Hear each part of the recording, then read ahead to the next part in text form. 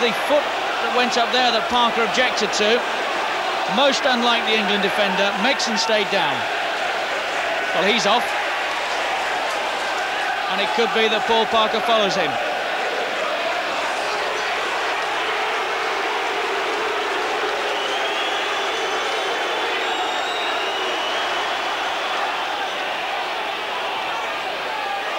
Quinn, Ward wants that.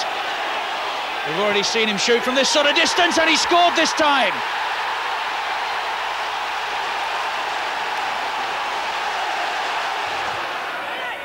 That's aimed at McDonald, who got up well. Here's Channing, and he scored. Rangers are in front. Bruce.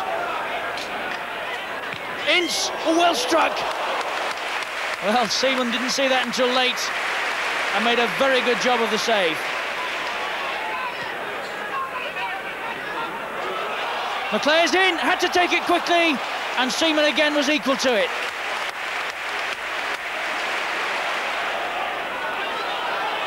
Robson, here's Robbins. Still United with half a chance here, McClare. He's round the back, Robbins again, 1-1. Mark Robbins has done it again.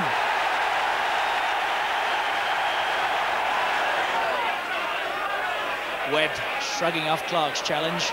Here's Robson, and here's Robbins. Oh, he's done well there. Webb! Neil Webb, delighted. Well, Paul Parker's sending off against City really is totally out of character, but it means he's left out of the England squad. The last 4 games now, they include a home match with Sheffield Wednesday. They're battling against relegation. Away to Liverpool, who need to beat Rangers to win the title. And there's a thriller to finish. Let's start with Coventry City at Highfield Road.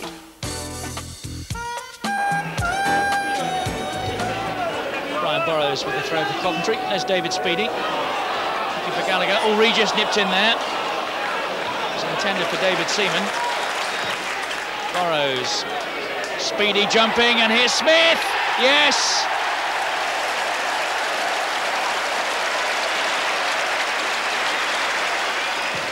Smith's corner. Speedy pulling away. Edwards. Oh, he hit that well. Oh, it's a fine save. About 3, possibly 4 minutes of injury time we've played here. Maddox is in for 1-1. Paul Parker being invited almost by Sheffield Wednesday to keep running, and he made the best use of that space. Here's Roy Wegerle. Clark's pulled away on the far post. Oh, the marking here is dreadful, and Clark has punished Wednesday for it in some style.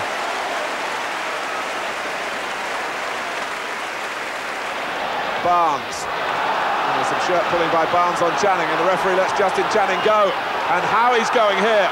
Hussain is drawn across, and Channing didn't really look because he'd isolated Glenn Hussain then, and Colin Clark was waiting for the cross after some rousing work by Queen's Park Rangers.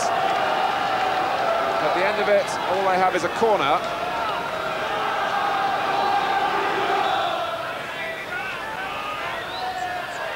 McDonald, Wegerle!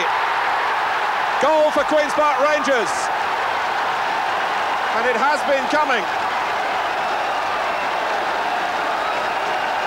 That's not according to Liverpool's plan. But Queen's Park Rangers getting some reward here for a most positive start. McDonald glanced it on, Wegerle got it just over the line. Barnes. Rosenthal. He couldn't quite do it this time.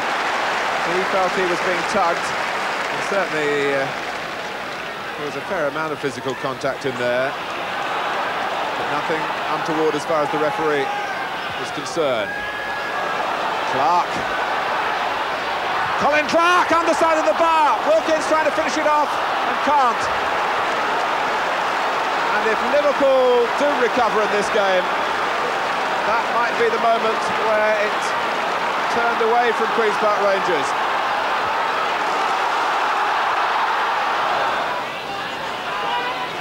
Mulby. The spare man here is Steve Nicol. Wilkins goes across to try and perhaps get a tackle in, but Nicol to Barnes, back to Nicol. And now Rush.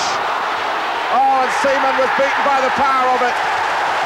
Ian Rush, he hopes, puts Liverpool back on course. McMahon, Rush, for Nicol. One-on-one against Maddox. It's a penalty. Just inside the area. The linesman gave the decision, and they're also waving from further back as well. Danny Maddox. Now, where was the tackle? Well, my word, it was a close one. But here goes the newly crowned Footballer of the Year, John Barnes. 2-1. That might mean the championship. Phelan trying to lend some support, but White still gets the cross in. Seaman's dropped it. Against the post from Miller, back of the net from Fashanu. Rangers, whose football is so neat and tidy and very methodical. Clark, taken from behind by Keith Curle. It's a penalty to Queen's Park Rangers, and not much to argue about here, because Curle let Clark get the wrong side of him and had to do something drastic. It's the £1 million man, Roy Wegerle, charged with the task of putting Queen's Park Rangers level. 2 minutes before half-time, and he's done the job. Wise assesses the possibilities. Will he roll it to Ryan as he did in the first half? He's produced a goal for Miller. How well Wimbledon work their free kicks. Ferdinand.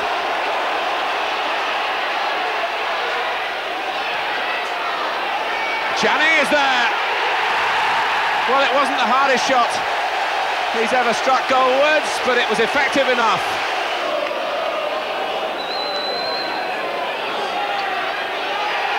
There's a chance and a goal, hooked in acrobatically by Keith Curle. So Wimbledon, it seems, are going to finish on a high. And Rangers finish 11th on 50 points. And that's a fine achievement, considering all the unrest behind the Trevor Francis sacking.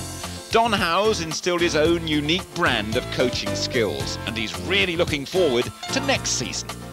Well, a lot of people obviously are optimistic, and I'm optimistic because we did so well. And everybody thinks it'll just take off straight away because we did so well. It never really works out that way, football being what it is. In fact, when you think you've got it beaten, that's when he turns around and kicks you up the backside. I think if we can get the same spirit, same morale in the club, and play the good football we played, there's no reason why it can't go well. But it's going to take also a lot of hard work. And Don Howe will be working without David Seaman. For the record, Colin Clark is Rangers' top scorer with 9. Andy Sinton gets 8. Roy Wegerle 7, plus 5 for Luton.